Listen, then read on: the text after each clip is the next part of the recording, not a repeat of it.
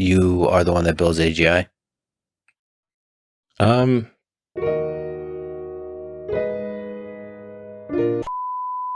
Measure of success, I'd say, like how many useful things can I get done?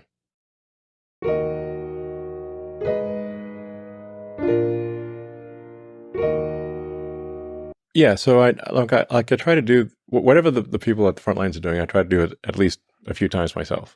So connecting fiber optic cables, diagnosing a faulty connection, that tends to be the limiting factor for large training clusters, is the cabling. There's so many cables.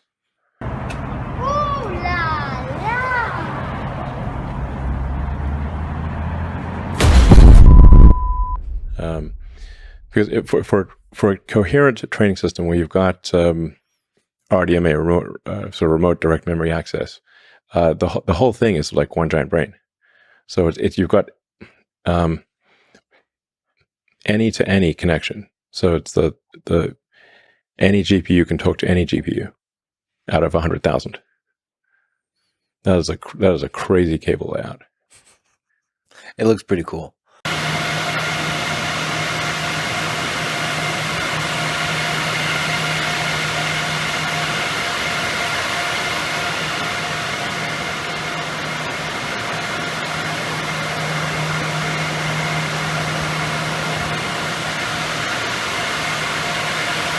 Yeah.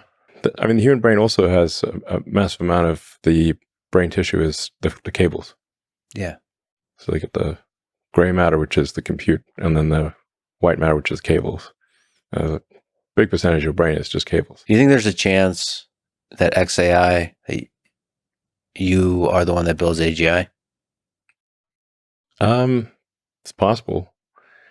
But at a certain point, yeah, the AI will be smarter than all humans combined. If you are the one to do it, do you feel the responsibility of that? Yeah, absolutely. and I want to be clear, like, let's say if XAI is first, the others won't be far behind.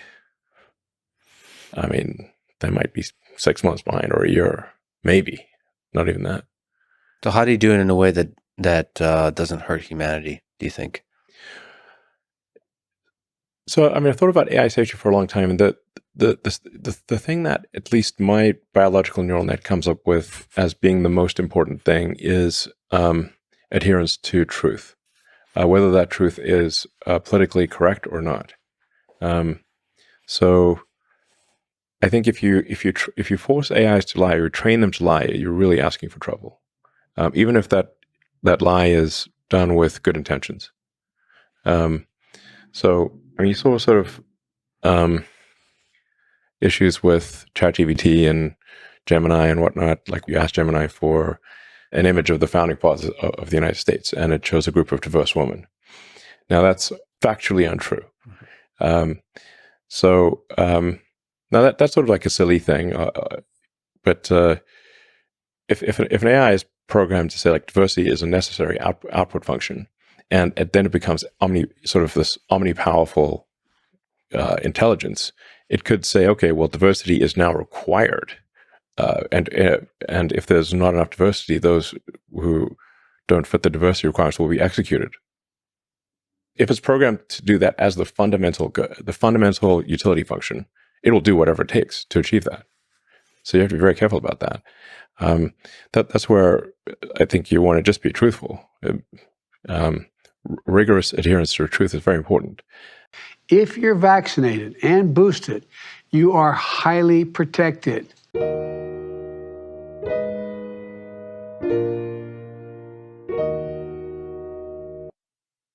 Civilizations go through a life cycle. No civilization will last forever. I mean, there are certainly tides. The tides of history are. There are real tides of history, and these tides are often technologically driven. If you say, like, the Gutenberg press, the widespread availability of books as a result of a printing press, that was a massive tide of history, and independent of any ruler. But I think in stormy times, you want the best possible captain of the ship.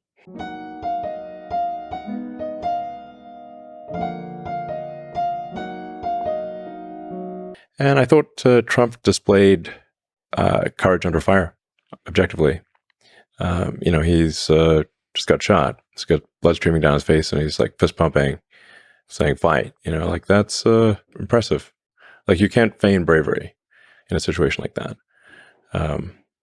Like, most people would be ducking. There would not be, because it could be a second shooter. You don't know. The president of the United States has got to represent the country, and they're representing you. They're representing everyone in America. Well, like, you want someone who is strong and courageous to represent the country. That's not to say that he is without flaws. We all have flaws. But on balance, and certainly at the time, it was a choice of, Biden, poor guy, has trouble climbing a flight of stairs, and the other one's fist pumping after getting shot. This is no comparison. I mean, who do you want dealing with some of the toughest people and, other world leaders who are pretty tough themselves?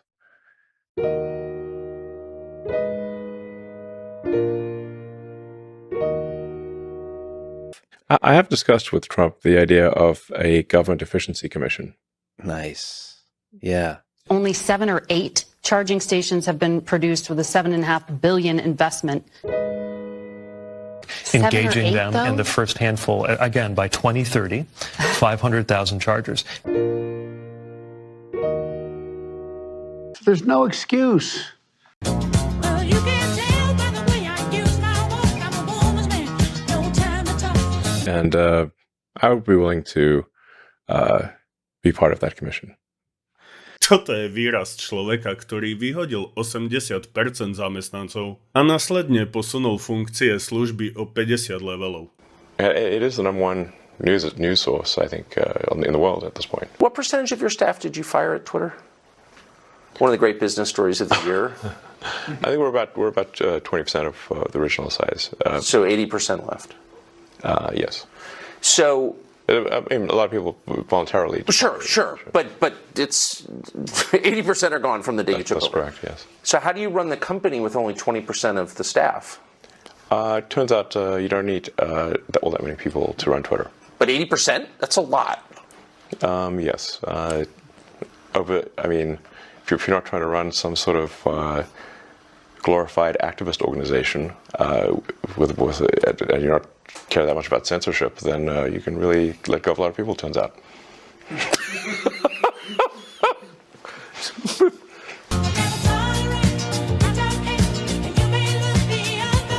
And I would be willing to be part of that commission.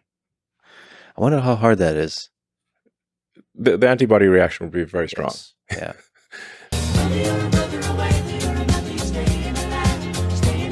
So you really have to. You're attacking the Matrix at that point. The Matrix will fight back.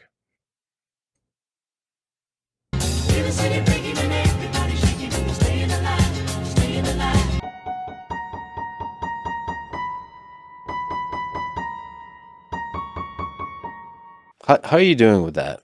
Being attacked? Me attacked? Yeah. There's a lot of it. Yeah, there is a lot. I mean, every day another psyop, How do Where's you, my tinfoil hat? how do you keep your just positivity, optimism about the world, a clarity of thinking about the world, so just not become resentful or cynical or all that kind of stuff? Just getting attacked by, a very large number of people, misrepresented. Yeah, that's a daily occurrence. Yes. So, I mean, it does get me down at times. It makes me sad, but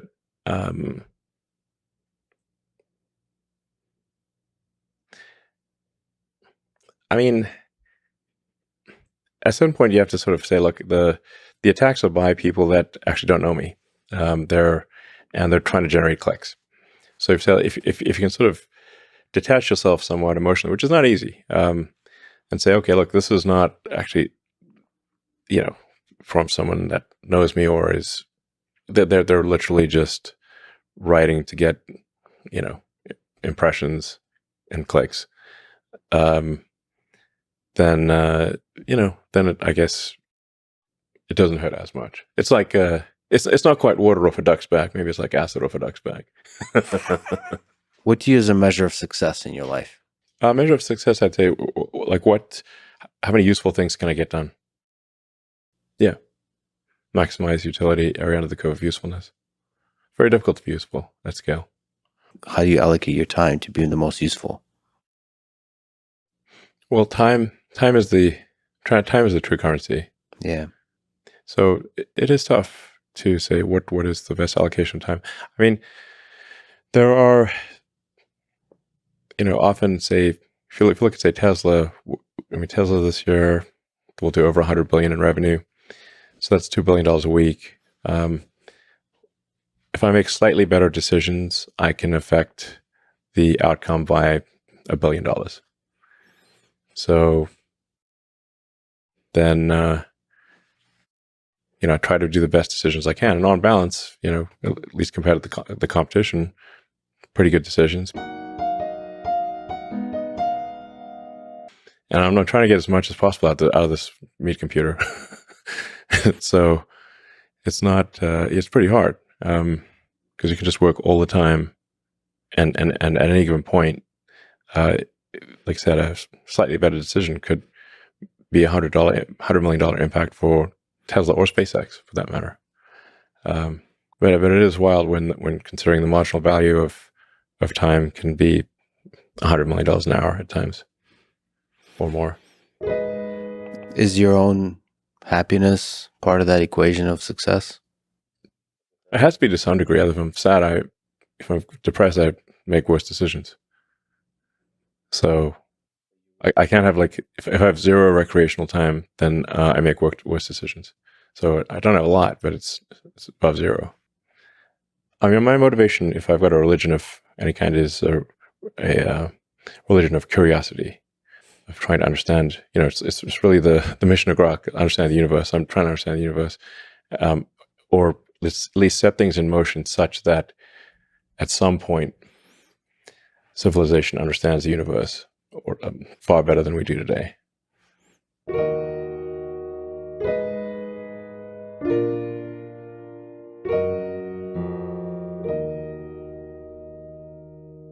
For SpaceX, the goal is to establish a self-sustaining city on Mars.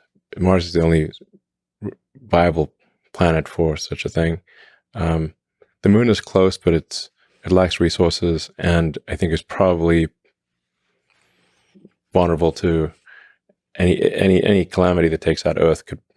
The moon is too close; it's vulnerable to a calamity that takes out Earth. So, I'm not saying we shouldn't have a moon base, but Mars would be far more resilient. The difficulty of getting to Mars is what makes it resilient. In going through these various explanations of why don't we see the aliens, why one of them is that they failed to pass these great filters, these key hurdles, and one of those hurdles is being a multi-planet species. So if you're a multi-planet species, then if something were to happen, whether that was a natural catastrophe or a man-made catastrophe, at least the other planet would probably still be around. So you don't have all the eggs in one basket. And once you are sort of a two-planet species, you can obviously extend life perhaps to the asteroid belt, to maybe to the moons of Jupiter and Saturn, and ultimately to other star systems. But if you can't even get to another planet, definitely not getting to star systems.